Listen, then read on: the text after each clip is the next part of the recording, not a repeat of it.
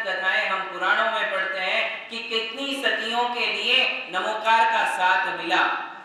श्रीपाल का जहाज डूबने वाला था, उस समय भी उसने महामंत्र नमोकार का ध्यान किया था और वो उसमें से पार हो गया था। तो कहने का भावार्थ ये है कि यदि तुम अपने जीवन में साफ हो, तुम्हारा बैकग्राउंड एकदम सुथरा है और मन बिल्कुल निश्चल है, निष्कपट है, किसी को धोखा देने की भावना उसमें नहीं है, उद्देश्य पवित्र है, फिर भी कष्ट तुम्हारे जीवन में है, ऐसे समय में यदि हम महामंत्र का ध्यान करते हैं तो मंत्र हमारे लिए कभी असफल नहीं होने देता। विद्यार्थी के लिए अपनी शिक्षाओं में, व्यापारी के लिए अपने व्यापार में, किसान के लिए अपनी किसानी में, और जो जिस कार्य में काम कर रहा है उस कार्य में उसके लिए महामंत्र का ध्यान करने से अवश्य सफलता मिलती है। इसीलिए उसे अपराजित मंत्र कहते हैं। कौन सा मंत्र? अपराजित। कभी वो अयशस्वी, असफल हो ही नहीं सकता है, उसे सफलता मिलेगी ही मिलेगी, वरना ये अपराजित शब्द ही झूठा हो जाएगा। तो फिर किसकी कमी होगी? जो हम आपको 2-3 दिनों से बता रहे, हमारे विश्वास का स्तर कम होगा, इसलिए हमारे लिए सफलता नहीं मिल रही है। अपनी सारी बागडोर नमोकार मंत्र के लिए सौंप दो, अपने आप को नमोकार मंत्र की शरण में छोड़ दो और फिर आप अपने काम करिए, देखिए आपके लिए सफलता मिलती है या नहीं मिलती है। किंतु परिपूर्ण रूप से 100% हमारे लिए नमोकार मंत्र के प्रति समर्पित होना बहुत आवश्यक है। नमोकार मंत्र का ध्यान करने की अलग अलग विधियां हैं। एक जगह नमोकार मंत्र का स्तोत्र लिखा गया है। उस स्तोत्र में लिखा गया कि यो लक्ष्यम जिन लक्ष्यबद्ध हृदया सुव्यक्त वर्ण क्रमम श्रद्धावान विजितेन्द्रियो भवहरम मंत्रम जपेत श्रावका पुष्पै श्वेत सुगंधिभिः सुविधिना लक्ष्य प्रमाणैरमुं यः संपूजयते स विश्वमहिता तीर्थादिनातो भवे। एक विधि बताइए कि नमोकार मंत्र का ध्यान या जाप करने की क्या कोई अलग विधि है? तो कहा गया कि हाँ है, एक विधि है। ऐसी तो अनेक विधि है, किंतु सर्वश्रेष्ठ विधि क्या है? तो कहते हैं कि जो श्रद्धावान व्यक्ति इंद्रियों को अपने संयम में रखकर 1,00,000 बार लक्ष्य प्रमाणैरमुं 1,00,000 बार श्वेत पुष्पों से जाप देता है। कितनी बार? 1,00,000 बार जाप देना है और सफेद फूलों से उसका जाप करना है। सफेद फूल अपने सामने रख लिए, एक फूल अपने हाथ में लिया, नमोकार मंत्र का बहुत ही श्रद्धा और भक्ति पूर्वक एकाग्रता से जाप करके उसको दूसरी साइड रख दिया। ऐसे कितनी बार करना? 1,00,000 बार जो करता है तो उसके लिए कहते हैं कि सह तीर्थादिनाथो भवे, बोले वो संसार की सारी सफलताओं को प्राप्त करते हुए एक दिन तीर्थंकर के पद को प्राप्त हो जाता है। ये नमोकार मंत्र का विशेष है। आप सोचिए, आप इसमें अब सोचिए कि जो नमोकार विधि पूर्वक जपने से, किंतु एक शब्द और है सुव्यक्त वर्ण क्रमम, उसके प्रोनाउंसिएशन में, उसके उच्चारण में बिल्कुल गलती नहीं होना चाहिए। कई लोग नमोकार मंत्र जपते हैं किंतु उच्चारण स्पष्ट नहीं है। नमो अरहंताणं, नमो सिद्धाणं, नमो आयरिगाणं, नमो वज्रायणं, नमो लोहे सहस्राणं, ऐसा फास्ट बोल जाते हो और आपको मालूम नहीं पड़ता है कि हमने 35 के 35 अक्षर बोले हैं या नहीं। कई लोग कहते हैं कि हमारी 108 की माला 3 मिनट में पूरी हो जाती है, 2 मिनट में पूरी हो जाती है। कैसे हो सकती है? हो कैसे सकती है? मुझे ये समझ में नहीं आता है। इसका मतलब है कि नमोकार का उच्चारण स्पष्ट नहीं है, कई अक्षर आप उसमें खा जाते हो, छोड़ देते हो और फिर आपकी नमोकार चलती है। उससे क्या होता है कि हमें जो फल मिलना चाहिए वो फल नहीं मिलता है। नमोकार की जाप में, नमोकार की माला में उच्चारण का अपना बहुत बड़ा महत्व है। 35 के 35 अक्षरों का उच्चारण होना ही चाहिए। नमो अरिहंताणम, नमो सिद्धाणम, नमो आयरियाणम, नमो उवज्झायाणम, नमो लोहे सव्वसाहुणम। इसे आप बोल करके जप सकते हो, मन ही मन में जप सकते हो, या केवल ओठों को हिलाते हुए भी जप सकते हो। ये माला करने की विधि है, आपको बाद में पढ़ाई जाएगी। किंतु इसके लिए क्या जरूरी है? अक्षरों का शुद्ध उच्चारण बहुत जरूरी है। इसमें नमो अरहंताणम, इस पहले पद में अरहंताणम या अरिहंताणम दोनों पाठ शुद्ध है। जो बोलना हो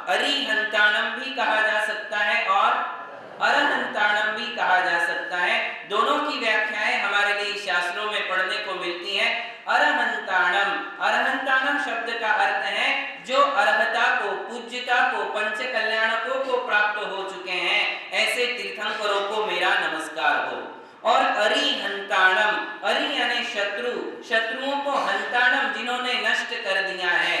कौन से शत्रुओं को?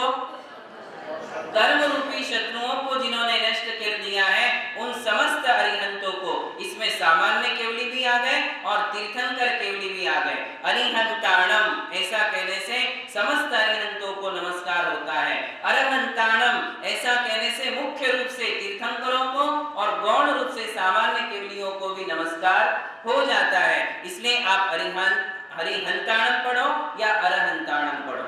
इसके बाद आता है नमो सिद्धाणम।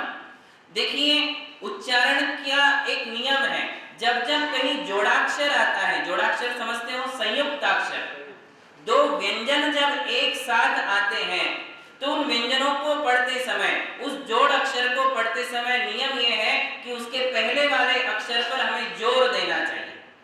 जैसे सिद्धाणम, तो ध और द ये दो व्यंजन एक साथ आए हुए हैं, उसे कहते हैं संयुक्ताक्षर। तो सी के ऊपर आपको जोर देना पड़ेगा, सिद्धाणम। क्या कहा जाएगा? सिद्धाणम। देखिए, सिद्ध ये एक नाम है। अब इसमें बाय चांस हम ये सोचे कि सिर्फ ध होता तो हम क्या पढ़ते हैं? सिद्ध। क्या पढ़ते हैं? सिद्ध। फिर सी के ऊपर जोर देने की आवश्यकता ना पड़ती, किंतु यहाँ ध भी है और द भी है, इसलिए सी के ऊपर जोर देना पड़ेगा। ये सामान्य नियम है। संस्कृत पढ़िए या हिंदी पढ़िए या किसी भी भाषा में पढ़िए, जब जब संयुक्त अक्षर आएगा, जोड़ाक्षर आएगा, तो उसके पहले वाले अक्षर पर जोर देना ही पड़ेगा। तो आप क्या पढ़ेंगे? सिद्धाणम। पढ़िए, नमो सिद्धाणम, नमो अरिहंताणम, नमो अरहंताणम, नमो सिद्धाणम। अब देखिए, तीसरा पद है। तीसरे पद में दो बातें हमारे लिए पढ़ने को मिलती हैं। एक है आयरियाणम और एक है आईरियाणम। य भी है और ई भी है, किंतु दोनों पाठ में ई वाला पाठ ज्यादा शुद्ध महसूस होता है, शुद्ध माना जाता है। आईरियाणम। कौन सा? आयरियाणम की बजाय यदि हम आईरियाणम पढ़ते हैं तो ज्यादा बेटर होगा, इसलिए हम पढ़ेंगे नमो आईरियाणम, नमो आईरियाणम। इस पाठ से ही हमारे लिए नमोकार पढ़ना चाहिए। फिर चौथा पद आता है उवज्झायाणम। अब इसमें कई लोग उवझायाणम पढ़ते, उवझायाणम, उवझायाणम। देखिए, इससे व्यंजन कम हो जाते हैं, मात्राएं कम हो जाती हैं, इसलिए हमारे लिए पूर्ण मात्रा, पूर्ण व्यंजन और पूर्ण अक्षरों का उच्चारण करना है, तो व के ऊपर जोर देना पड़ेगा। उवज्झायाणम, नमो उवज्झायाणम। कई लोग न इसका भी शुद्ध उच्चारण नहीं करते और नल वाला न पढ़ते हैं। या तो संस्कृत भाषा यूज करिए या तो प्राकृत भाषा। नमोकार की भाषा प्राकृत है और प्राकृत में नल वाला न आता ही नहीं है। नल वाला न प्राकृत भाषा में कभी नहीं मिलेगा। वो न क्या हो जाता है? ण हो जाता है, बड़ा वाला, बाण वाला न बन जाता है। इसलिए नमो उवज्झायाणम। अब आगे का होगा नमो लोए। पढ़िए, नमो लोए सव्वसाहुणम, सव्वसाहुणम। अब इसमें हु है, हु को भी दूसरा वाला, बड़ा वाला ऊ है, इसलिए उसको थोड़ा दीर्घ पढ़ना पड़ेगा और हम पढ़ेंगे सव्वसाहुणम। साहुणम पढ़ दिया तो छोटा वाला ऊ हो गया, और उसको दीर्घ पढ़ेंगे तो कैसे पढ़ेंगे? साहुणम। नमो लोए सव्वसाहुणम।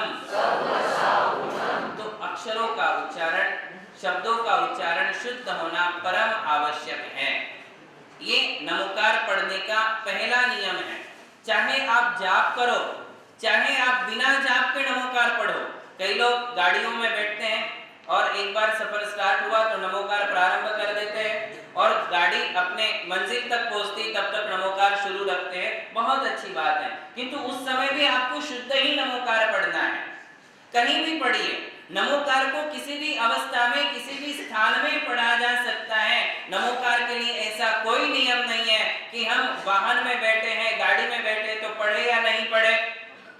दुकान पर बैठे हैं तो पढ़े या ना पढ़े, घर में है, बेड पर है, सोने वाली गादी पर बैठे हैं तो पढ़े या ना पढ़े, नमोकार एक ऐसा मंत्र है जिसे कहीं भी पढ़ा जा सकता है। और हम कहते भी हैं अपवित्रः पवित्रो वा सुस्थितो दुस्थितोऽपि वा ध्यायेत् पंच नमस्कारं सर्व पापै। क्या कहा गया? अपवित्रः पवित्रो वा, आप किसी भी स्थिति में रहो, अपवित्र स्थिति में हो, जैसे आप अभी उठे हो सो करके, नहाए नहीं हो, अपवित्र दशा में हो, तब भी नमोकार पढ़ा जा सकता है और नहाने के बाद भी नमोकार पढ़ा जा सकता है। महिलाएं हैं, अपनी अशुद्धि के दिनों में भी नमोकार मंत्र पढ़ सकती हैं, किंतु मन ही मन पढ़ना है। कहते हैं कि उच्चारण नहीं किया जाता है, ओठों से उच्चारण नहीं करते हैं, किंतु मन ही मन नमोकार का स्मरण किया जा सकता है, कर सकते हैं। अपवित्र पवित्रो वा, और इसका मूल कारण क्या है कि मृत्यु किसी भी दशा में आ सकती है, अपवित्र दशा में भी मृत्यु हो सकती है और पवित्र दशा में भी मृत्यु हो सकती है। और मृत्यु के साथ हमारे लिए किसका होना जरूरी है? नमोकार का होना बहुत जरूरी है। इसलिए आप इसे इवन हम यदि शरीर शुचिता के लिए गए हैं, मल विसर्जन करने गए हैं, उस समय भी मन ही मन हम नमोकार को पढ़ सकते हैं, चाहे किसी भी दशा में हो। सुस्थितो दुस्थितोऽपि वा, आप सुस्थित हो, सुस्थित यानी बिल्कुल निरोगी हो, स्वस्थ हो, तब भी नमोकार पढ़ना है। दुस्थित यानी आप बीमार हो, बहुत ज्यादा बीमार हो, अपने बेड पे से उठ नहीं सकते हो। कई लोग ऐसे भी हैं, इतने बीमार हो जाते हैं कि बेड ही पर उनके लिए शरीर शुचिता करनी पड़ती है, चल करके जा नहीं सकते, तब भी आप नमोकार का ध्यान कर सकते हो, नमोकार को बोल सकते हो। सुस्थितो दुस्थितोऽपि वा, कितने भी बीमार हो, हमारे लिए नमोकार का ध्यान। ध्यायेत् पंच नमस्कारं सर्व पापै प्रमुच्यते। इस मंत्र का सबसे बड़ा फल यह है कि इस मंत्र का ध्यान करने वाला, इस मंत्र को श्रद्धा भक्ति पूर्वक याद करने वाला सर्व पापै प्रमुच्यते, सारे पापों से मुक्त हो जाता है। महावीर भगवान की जय।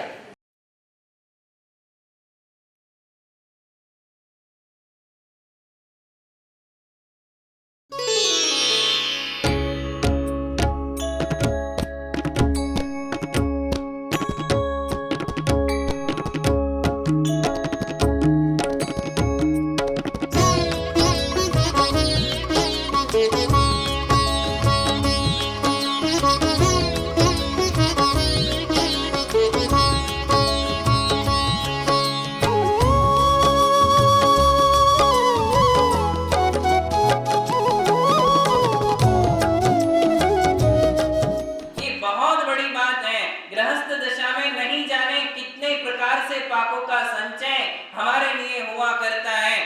व्यापार के द्वारा या पंचसूनारंभ के द्वारा, कषायों के द्वारा, पंचेंद्रिय विषय भोगों के द्वारा, वासनाओं के द्वारा, मन से, वचन से, काय से, कृत से, कारिक से, अनुमोदना से हम कितने प्रकार के पापों का संचय करते हैं। उन पापों को यदि हम पंच नमस्कार मंत्र का ध्यान करें तो उन पापों से हमारा छुटकारा अवश्य हो सकता है। तो ये महाप्रभावी मंत्र हैं। इसके लिए और एक श्लोक कहा गया कि स्वपन जागरण तिष्ठन अथपति चलन वेश्मनि स्खलन भ्रमण क्लिश्यन माद्यन वनगिरि समुद्रे स्ववतरन नमस्कारान पंच स्मृति खनि निखाता निमसदा प्रशस्तौ विन्यस्तर निवहतिहा सोत्र सुकृति। जो बात जनरली कही जाती है कि स्वपन सोते हुए, सोने के पहले नमोकार पढ़िए, जागरण सोने के बाद जब जागते हो तब नमोकार पढ़िए, तिष्ठन जब आप बैठते हो, बैठने के बाद घूम फिर करके आए, बैठे हो तो नमोकार को पढ़िए। अथपति चलन, यदि आप मार्ग पर चल रहे हो, पैदल चलते हो, टू व्हीलर पर चलते हो, फोर व्हीलर पर चलते हो, ट्रेन से सफर करते हो, प्लेन से सफर करते हो, वहां भी हमारे लिए क्या करना चाहिए भाई? आप बैठे हो, 2 घंटे का सफर है, गप्पे लगाने से तो अच्छा है नमोकार मंत्र का ध्यान करिए। कोई फिल्म के सॉन्ग सुनने से अच्छा है कि हम नमोकार मंत्र का ध्यान करें। बाय चांस यदि बहुत अशुभ कर्म का उदय आया और गाड़ी का एक्सीडेंट हो भी गया, किंतु उस समय यदि आप नमोकार का ध्यान कर रहे हो और उम्र आपकी शेष है तो आपको खरोच भी नहीं आएगी। बहुत लोग बहुत जबरदस्त एक्सीडेंट होते हैं किंतु उसमें उनको खरोच भी नहीं आती, और कई लोग बहुत छोटे से एक्सीडेंट में अपना जीवन गंवा देते हैं। ऐसा क्यों है? यदि आपकी उम्र शेष है, उम्र पूरी हो गई तो फिर तो कोई नहीं बचा सकता है, किंतु उम्र पूरी होने के साथ यदि नमोकार मंत्र है तो वो दुर्गति से बचा देगा और सदगति गमन कराएगा। और उम्र यदि शेष है और नमोकार का ध्यान चालू है तो फिर आपके लिए अकाल मरण नहीं होगा। नमोकार मंत्र का ध्यान करने वाला अकाल मृत्यु और अपमृत्यु को प्राप्त नहीं होता है, उसका अपमरण नहीं होता है। इसलिए कहते हैं कि यदि आप वाहन में बैठे हो तब भी हमारे लिए नमोकार का ध्यान करना चाहिए। और कहते हैं कि भ्रमण, यदि आप किसी जंगल में भटक गए हो, कई लोगों का ये अनुभव है, कई त्यागियों का ये अनुभव है, जब रास्ता भटक जाते हैं, किसी जंगल में भटक जाते हैं, आगे का रास्ता पता नहीं होता है और मन ही मन जब नमोकार का स्मरण करते हैं तो अपने आप उनके लिए रास्ता दिखाने वाला मिल जाता है। नहीं मालूम वो आदमी कहां से आया और वो स्वयं आकर के कहता है कि आपको कहां जाना है, और वो अपने को रास्ता अपना बता देता है और हम अपने रास्ते पर आ जाते हैं। ये नमोकार मंत्र का महात्म्य है। यदि कहीं भी हमारी गाड़ी भटक गई है, किसी घनघोर जंगल में हम अटक गए हैं, तो फिर हमारे लिए नमोकार मंत्र का स्मरण करना ही चाहिए। वो नमोकार मंत्र के प्रभाव से हम अपने रास्ते पर आ जाते हैं। इसी प्रकार कहते क्लिश्चियन बहुत ज्यादा थकावट है, बीच में ही कहीं बीमार पड़ गए, यात्रा को निकले हो, डॉक्टर नहीं है, दवाई नहीं है और बहुत बीमारी सी घेर रही है, तो भी आप नमोकार मंत्र का ध्यान करिए, आपकी यात्रा निर्विघ्न रूप से पूर्ण हो जाएगी। आदि आदि बहुत की बातें नमोकार विषय से संबंध रखती हैं कि जिसके द्वारा हम अपने जीवन को निर्विघ्न बना सकते हैं। ये जो कहा गया है कि विघ्नौघा प्रलयम यान्ति शाकिनी भूतपन्नदा विषम निर्विषताम याति स्तूयमाने, उस इस श्लोक का सबसे पहले गहरा संबंध है नमोकार मंत्र से, कि नमोकार मंत्र का स्मरण करने वाला विघ्नौघा प्रलयम यान्ति, आपके भविष्य के रास्ते में जहां जहां भी कंकर पत्थर कांटे गड्ढे लिखे हुए हैं वो कांटे अपने आप अलग हो जाते हैं। कल कौन सा विघ्न आने वाला था हमें पता नहीं है, आने वाले दिनों में कौन से दिन कौन से समय कौन से विघ्न आने वाले हैं ये हमें पता नहीं है, और इनको पता करने की आवश्यकता भी नहीं है। क्यों दिखाते हो किसी ज्योतिष को अपनी कुंडली कि भैया मेरे भविष्य में कहां कहां किस प्रकार के दुर्घटना योग है, किस प्रकार की विघ्न बाधाएं लिखी हुई है, ये पूछने की आवश्यकता ही नहीं है। होगी तो होगी भाई, ज्योतिषी ने यदि बता दिया कि यहाँ विघ्न बाधा है तो आप क्या कर लोगे, उसका कुछ कर सकते हो? कुछ नहीं कर सकते हो। इसलिए मालूम करने की आवश्यकता नहीं है। जितना बेखबर रहोगे उतना निश्चिंत रहोगे। अब आप कैसे हो? एकदम निश्चिंत हो, क्योंकि आपको पता ही नहीं कि भविष्य में कहां कहां कौन से दिन कौन से साल क्या होने वाला है, हमें पता ही नहीं है। पता नहीं है इसलिए हम निश्चिंत हैं। जब तक किसी को शुगर की बीमारी पता नहीं होती है, शरीर में शुरू हो गई है किंतु पता नहीं है, तो आदमी निश्चिंत रहता है और वो बीमारी फैलती भी नहीं है। और जैसे ही आपको डॉक्टर बता देता है कि भैया शुगर है, बस पता ही चलने की देर है, हम चिंता से ग्रसित हो जाते हैं, टेंशन आता है और उस चिंता के कारण शुगर की बीमारी, और अब तक तो वो 10 दिन में 15 दिन में 1 साल में बढ़ रही थी, अभी वो 1 दिन में उतनी बढ़ती जितनी 1 साल में बढ़ने वाली थी, एक ही दिन में फैल जाती। क्यों? क्योंकि आपके मन का उसके साथ जुड़ाव हो गया। जब तक हम अपने भविष्य से अपने मन को जोड़ेंगे तब तक चिंता रहेगी। भविष्य से मन हटाओ और वर्तमान में जियो, और वर्तमान में केवल नमोकार के साथ जियो, भविष्य की विघ्न बाधाएं अपने आप अलग हो जाती हैं। सबसे बढ़िया उपाय है कि बस नमोकार का अनवरत ध्यान करिए, माला के द्वारा करिए, हाथ के द्वारा करिए या बिना किसी काउंट के करिए, मतलब संख्या नहीं गिनते हुए भी यदि आप नमोकार मंत्र को पढ़ते रहोगे तो भी आपके सारे काम सफल हो जाते हैं। शाकिनी भूतपन्नदा, किसी प्रकार की भूत बाधा उसके लिए नहीं होती है। सांप के द्वारा डसा नहीं जाता है, बिच्छू के द्वारा डसा नहीं जाता है, और यदि डसा गया तो विषम निर्विषताम याति, बोले यदि जहर चढ़ भी गया है तो नमोकार मंत्र में इतनी शक्ति है कि आप स्वयं उसका ध्यान करते हुए अपने विष को निर्विष कर सकते हो। देखिए सबसे मूल बात है श्रद्धा की। कौन सी बात है? श्रद्धा की। यदि आपने नमोकार मंत्र को स्वीकार कर लिया है कि ये हमारे जैन धर्म का मूल मंत्र है, अनादि निधन मंत्र है, और ये बात को भी स्वीकार कर लिया है कि ये अनादि काल से है, इसमें अनंतानंत परमेष्ठियों को नमस्कार है, इतनी बात यदि आपके दिमाग में बैठ गई है और इस बात को लेकर के यदि आपने अपनी श्रद्धा का लेवल ऊपर उठाया हुआ है, तो अब वो नमोकार आपके साथ है, आपको डरने की आवश्यकता नहीं है। आज हम एक बात सीखेंगे कि नमोकार का ध्यान कैसे किया जाता है। नमोकार का एक ध्यान है जो हमारे आचार्यों ने लिखा हुआ है, मुनियों के लिए तो कंपलसरी है, मुनि लोग नमोकार का ध्यान उस विधि से करते ही हैं, किंतु यदि आप लोग भी उसका ध्यान करो तो अनेक प्रकार की आदि और व्याधियों से आपको अपने आप मुक्ति मिल जाएगी, बीमारियों का इलाज अपने आप हो जाएगा, छोटी मोटी बीमारी तो यूं दूर हो जाएगी कि हमें मालूम भी नहीं पड़ेगा। किंतु उस विधि से हमारे लिए नमोकार सीखना है, वो है श्वासोच्छ्वास। किसमें करना? श्वासोच्छ्वास में नमोकार का ध्यान कैसे किया जाता है, ये विधि आज हमारे लिए सीखना है। श्वास एक बहुत बड़ा तत्व हमारे शरीर में है जो हमारे प्राणों को संचालित करता है। 10 प्राण शरीर में है, उसमें से श्वास एक प्राण है और बाकी 9 प्राण को चेतना देने वाला, संचालित करने वाला ये श्वास नाम का प्राण है। हम लोग श्वास लेते ही नहीं है, लेते हैं किंतु पूरा नहीं लेते हैं, अधूरा श्वास लेकर के छोड़ देते हैं। दीर्घ श्वास लेने की साधना हमारे लिए करना चाहिए। दिन भर आप दीर्घ श्वास नहीं ले सकते हो, पूर्ण श्वास नहीं ले सकते हो, क्योंकि पूर्ण श्वास लेने के लिए हमारा मन, हमारा दिमाग, हमारा मस्तिष्क विचारों से खाली होना चाहिए। जब तक दूसरे विचार हैं, जब तक स्मृति हमारे मन में है, जो बीते हुई घटनाएं वो हमारे मन में है या भविष्य की योजनाएं हमारे मन में है, तब तक हम दीर्घ श्वास नहीं ले सकते हैं।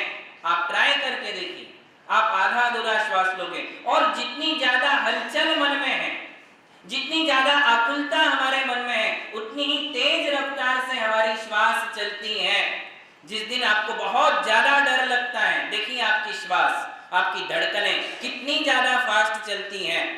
जब भी तुम डर रहे हो, जब भी तुम चिंताओं में हो, जब भी तुम आकुलता कर रहे हो या अनेक प्रकार के विचार आपके मन में दौड़ रहे हो, उस समय हमारी धड़कनें तेज रफ्तार से चलती है, श्वास भी तेज रीति से चलता है, वो पूरा जाता ही नहीं है, बहुत गले तक आएगा और बाहर चला जाएगा, हम छोड़ देते हैं।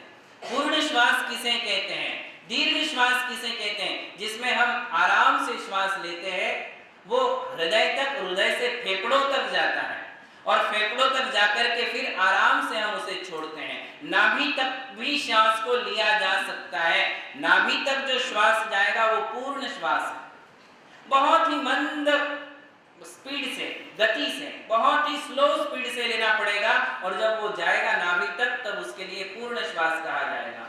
वो जो श्वास जाता है वो बाहर की एनर्जी लेकर के अंदर जाता है और फिर जब आराम से हम उस श्वास को छोड़ते हैं तो अंदर की बीमारियां, अंदर की निगेटिव एनर्जी श्वास के द्वारा बाहर जाती है। किंतु हम श्वास प्रणिधान नहीं, नमोकार प्रणिधान आपको बताना चाहते हैं। श्वास का प्रणिधान सिखाने वाले बहुत लोग आज दुनिया में हैं, बहुत क्लासेस आज चलती हैं, किंतु नमोकार को उसके साथ जोड़ा नहीं जाता है। जब श्वास प्रणिधान के साथ नमोकार जुड़ जाता है तो वो हमारे शरीर के लिए, हमारे मन के लिए और हमारी आत्मा के लिए कार्य करता है।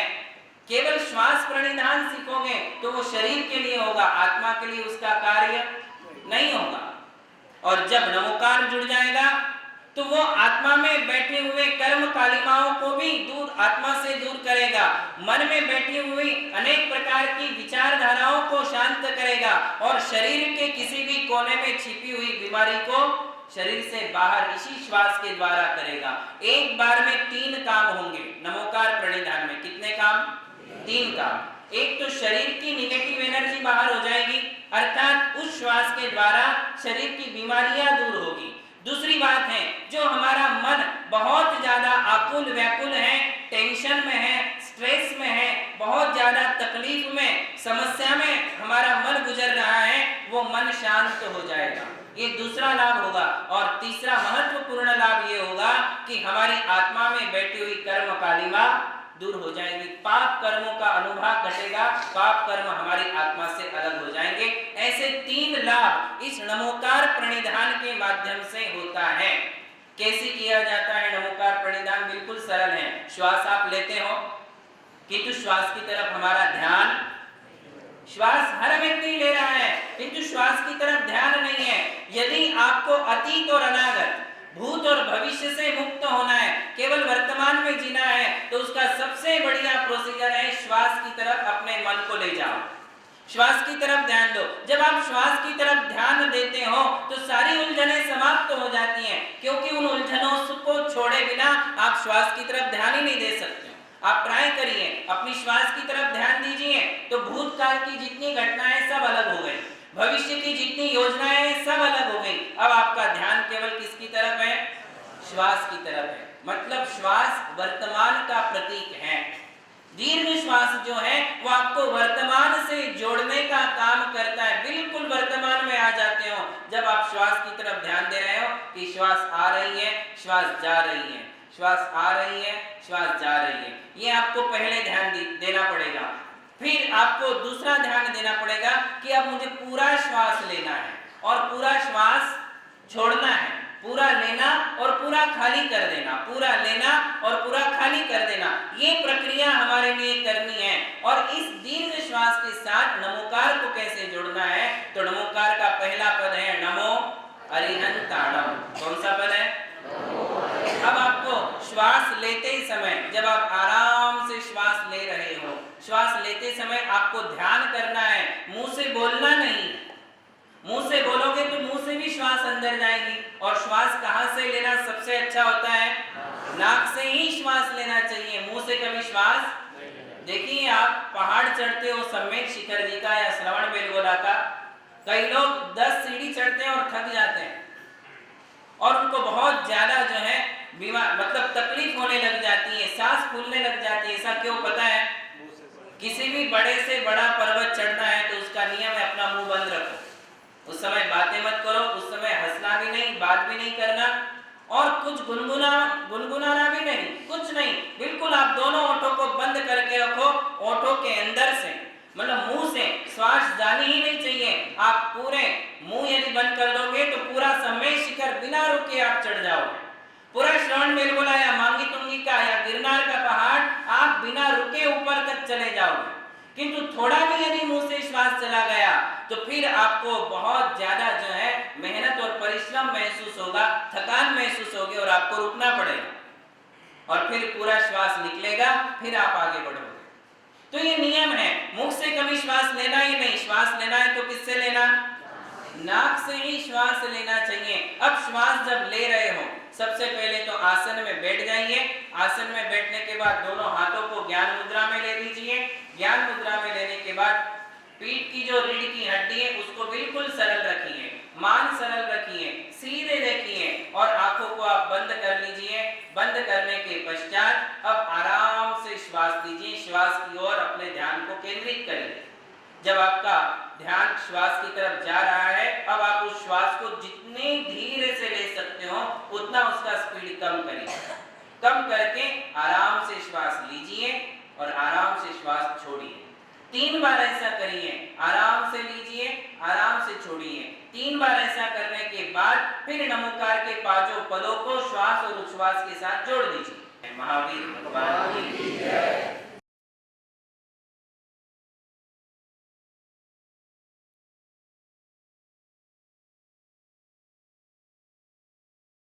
तो देखिए जब हम श्वास लेंगे, आराम से लेंगे तो क्या मन ही मन किसका ध्यान करना? नमो अरिहंताणम। पूरा श्वास लेने तक नमो अरिहंताणम एक ही बार बोलना है, उसको इतना लंबा ना, नमो अरिहंताणम, उसको लंबा ना। और मतलब मन ही मन, उच्चारण के द्वारा नहीं, जीभ भी नहीं हिलना चाहिए, ओठ भी नहीं हिलना चाहिए, मन ही मन, नमो अरिहंताणम। इतना लंबा होगे और फिर लंबा करके जब श्वास लोगे तो पूर्ण श्वास जाएगा और पूर्ण श्वास लेने तक नमो अरिहंताणम का पद चलेगा। फिर जब ले लिया अब उसको हमें छोड़ना है। पहली पहली बार करोगे तो थोड़ा तकलीफ होगी, ले लोगे एकदम से छोड़ दोगे, किंतु धीरे धीरे श्वास छोड़ते समय लोग थोड़ा सा परेशान हो जाते हैं और एकदम से श्वास छोड़ देते हैं। एकदम से नहीं छोड़ना। कैसे छोड़ना?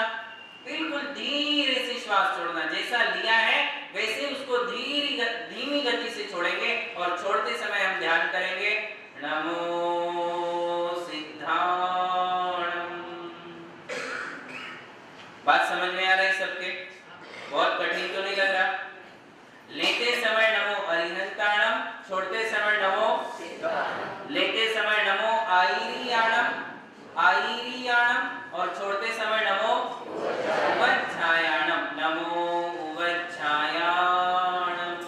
और लेते हुए अब पांचवें पद को दो भागों में विभक्त कर दो।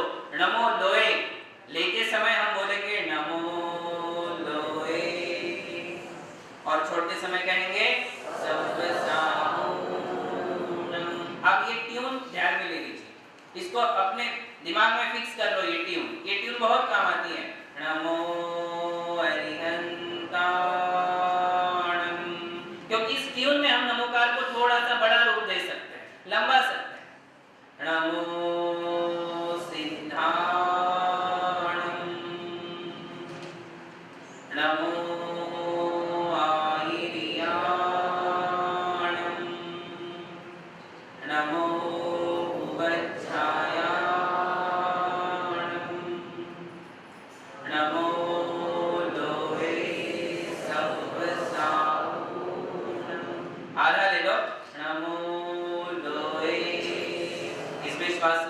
और छोड़ते समय देखिए केवल 9 बार ये प्रयोग करना है। कितनी बार? साधु लोग तो 108 बार चलने देते हैं और 108 बार जब इस प्रक्रिया से चलते हैं तो कम से कम उनके लिए पौन घंटा लगता है। पौन घंटे में एक माला होती है 108 बार के लिए। किंतु यदि आप इसको केवल पहले 3 बार से शुरुआत करिए, फिर धीरे से उसको 5 बार करिए और फिर धीरे से कहां तक आना है आपको? केवल 9 बार तक आना है। 9 बार तक आ जाओगे, साधना आपकी पूरी हो जाएगी। ध्यान रखना, इस विधि से 9 बार नमोकार बोलना और 5 नमोकार की माला फेरना दोनों समान है। इस प्रक्रिया के द्वारा जब हम पंच परमेष्ठियों से जुड़ते हैं, नमोकार से जुड़ते हैं और श्वास के माध्यम से जब ये जाप करते हैं तो हमारे शरीर की जितनी भी तंत्रिकाएं हैं, जितनी भी कोशिकाएं हैं, जितने भी सेल्स हैं, उन सेल्स को हर जगह शांति मिलती है। जहां भी दर्द होगा वहां का दर्द आपका खत्म हो जाएगा। चाहे वो सिर दर्द हो, पेट दर्द हो, पीठ का दर्द हो, हाथ पांव का कहीं का भी दर्द हो, वो शांत हो जाएगा। आंखों की रोशनी बढ़ती जाएगी, चेहरे पर रौनक आती जाएगी, अंदर की बीमारियां धीरे धीरे करके कम। बहुत बड़ी बीमारी है तो बहुत बड़ी बीमारी भी धीरे धीरे शांत होती जाएगी। ये नमोकार प्रणिधान का बहुत बड़ा महात्म्य है, बहुत बड़ा फल है। एक तो अपने आप में नमोकार मंत्र पावरफुल है, इसको हमने 2-3 दिन में जाना ही है कि अपने आप में नमोकार मंत्र कितना बड़ा है। देखिए एक जगह लिखा है कृत्वा पाप सहस्राणि हंतु जंतो शतानि च अमुम मंत्र समाराध्य तिर्यंचोपि दिवंगता। बोले ऐसे ऐसे तिर्यंच प्राणी, ऐसे ऐसे जानवर जो हजारों पाप कर चुके थे, सैकड़ों जीवों को मारकर खा चुके थे, किंतु अंतिम समय में इस मंत्र का ध्यान करने से, इस मंत्र की आराधना करने से वे तिर्यंच जानवर भी मरण करके देवगति को प्राप्त हुए। इसके सबसे बड़े दृष्टांत है दो। भगवान महावीर स्वामी का जीव जब शेर की पर्याय में था और भगवान पार्श्वनाथ का जीव जब हाथी की पर्याय में था, इन दोनों के लिए मुनिराज का सानिध्य मिला और मुनिराज ने उनके लिए पंच नमस्कार मंत्र सिखाया। कौन सी पर्याय में सिखाया? आपको तो हम आदमी की पर्याय में सिखा रहे हैं, आप तो इंसान हो। मुनियों ने किसे सिखाया? एक शेर को और एक हाथी को। और हाथी या शेर की पर्याय में उन्होंने नमोकार मंत्र का ध्यान किया। वो शेर जब पहली बार मुनिराज ने देखा तो एक भक्ष्य को लिए हुए था, मुंह में पूरा खून से भरा हुआ लथपथ मुंह था, एक हिरण को मार चुका था। और ऐसा शेर जो कई हरणों को मार चुका हो, कई जीवों को मार चुका हो, ऐसा भी शेर जब मुनि के सानिध्य में आया, मन परिवर्तन हुआ। सबसे बड़ा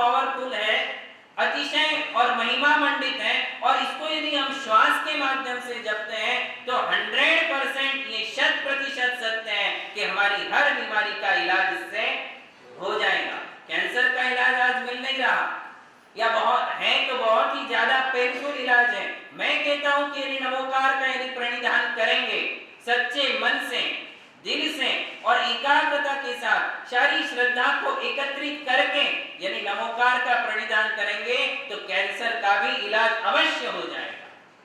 ये नमोकार की शक्ति है, बस इसको आपको अनुभव में लाना है। देखिए, कोई व्यक्ति घोड़े को पकड़ करके तालाब तक ले जा सकता है, किंतु पानी उसके मुंह में नहीं डाल सकता है। हम आपको बता सकते हैं, किंतु ये आखिर अनुभव किसको करना है? इसका आपको ही करना है। तो इसमें 2-3 बातें हैं, हमें श्रद्धा बहुत चाहिए और विधि पूर्वक इसका प्रणिधान करें तो हमारे लिए अवश्य लाभ होगा। तो आज नई बात हमने ये सीखी है, 2 बातें इसमें आई है कि 1,00,000 बार सफेद पुष्प से यदि हम नमोकार का जाप देते हैं, जीवन में एक बार हर एक में करना चाहिए, प्रत्येक व्यक्ति ने एक बार तो ये जाप। अष्टालिका पर्व सबसे बढ़िया है।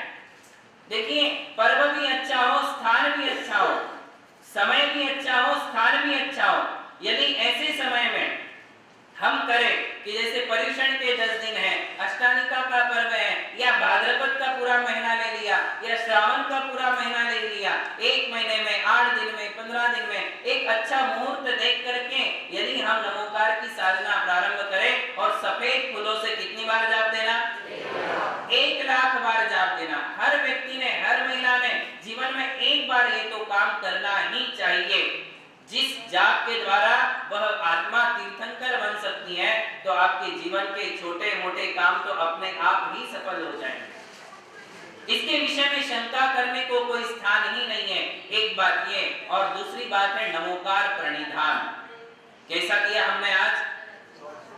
दीर्घ श्वास लेते हुए नाभि तक श्वास लेना, आराम से श्वास लेना और 5 पदों को श्वास और उच्छ्वास में जोड़ देना। लेते समय नमो अरिहंताणम, छोड़ते समय, लेते समय, छोड़ते समय, लेते समय नमो लोए और छोड़ते समय।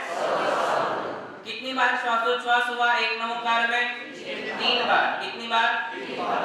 श्वास और उच्छ्वास दोनों मिलकर 1 बार।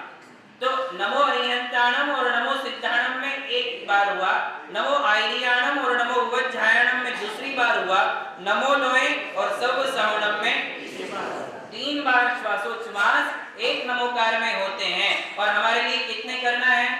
9 श्वासोच्छ्वास करने। तो कितनी बार नमोकार बोलना है?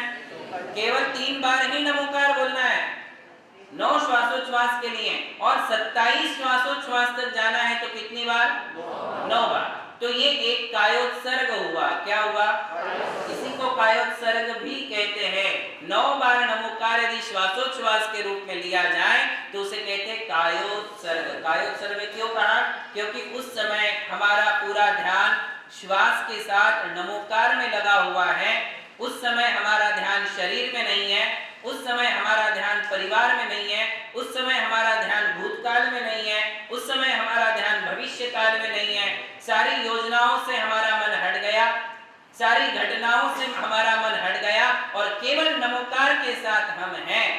यदि इतना आप कर लोगे तो ये बहुत बड़ी साधना आपने जीत ली, बहुत बड़ी साधना आपने कर ली। बहुत कठिन है, हमने कह दिया, आपने सुन लिया और लिख लिया, इतने मात्र से ये साध्य होने वाला नहीं है। इसको साध्य करने के लिए साधना की आवश्यकता है। आपको लग रहा केवल 9 बार ही तो नमोकार करना है, किंतु 27 श्वासोच्छ्वास लेने के लिए बहुत पेशेंस चाहिए। उस समय मोबाइल का ध्यान भी नहीं आना चाहिए, बच्चों का ध्यान भी आना नहीं चाहिए, रसोई का ध्यान भी नहीं आना चाहिए, किसी कस्टमर का ध्यान भी नहीं आना चाहिए, ऑफिस की याद भी नहीं आना चाहिए। सब तरफ से मुक्त होकर के जब आप वो 9 बार वाले नमोकार से जुड़ोगे तो उसका अचिंत्य लाभ, जिस लाभ का वर्णन हम नहीं कर सकते, वो लाभ, वो परिवर्तन, वो अचीवमेंट आपको अपने जीवन में देखने को मिलेगी केवल 9 बार के नमोकार से। कई तो कहते हैं कि 1 माला करो, 5 माला करो, 15 माला करो, और मैं तो क्या कह रहा हूँ, केवल 9 बार ही करो। किंतु 9 बार भी करना है तो उसको विधि पूर्वक करें विशेष लाभ होगा। आदमी का जीवन जलती हुई मोमबत्ती की तरह होता है। जैसे मोमबत्ती जो जल रही है वो धीरे धीरे करके जलती जाती है और अंत में खत्म हो जाती है। बस इसी प्रकार से आदमी का जीवन चलता है जब तक उसकी आयु है, और जब आयु खत्म हो जाती है तो आदमी का जीवन भी समाप्त हो जाता है। किंतु मोमबत्ती के साथ एक खासियत है कि मोमबत्ती चाहे 3 इंच की हो, चाहे 5 इंच की हो, चाहे 1 फीट की हो, वो सेम प्रकाश देती है। 3 इंच की भी मोमबत्ती है तो उतना ही लाइट देती है, 5 इंच की भी है तो उतना ही लाइट देती है। आप उसकी लो देखो, उसकी लो समान होती है। The height of candles may differ, but they yield same brightness. मोमबत्ती की साइज कम ज्यादा हो सकती है, किंतु वो प्रकाश बिल्कुल समान देती है, उतना ही प्रकाश देती है। हाइट से लाइट का कोई संबंध नहीं है। आदमी की हाइट कितनी है, आदमी कितना ऊंचा है, आदमी कितना लंबा चौड़ा है, इससे आदमी की गुणवत्ता नहीं आंकी जाती है, आदमी का मूल्यांकन नहीं होता है, आदमी का सम्मान नहीं होता है। आपके पास सुंदरता हो सकती है, आपके पास अच्छा शरीर हो सकता है, आपके पास बहुत ज्यादा पैसा हो सकता है, किंतु किसी के पैसे से, किसी की सुंदरता से किसी का सम्मान कभी नहीं होता है। सम्मान सुंदरता को देखकर नहीं होता है, सम्मान या प्रशंसा ये होता है अच्छे नेचर वालों का, ये होता है अच्छे गुण वालों का। जब भी सम्मान होगा गुणों का सम्मान होगा। इसलिए हम अरिहंतों को, सिद्धों को, आचार्यों को, उपाध्यायों को और साधुओं को याद करते हैं। एक बार में 100 बार याद करते हैं, एक बार में 108 बार उनका नाम लेते हैं, नमोकार में उनका नाम लेते ही रहते हैं। क्यों?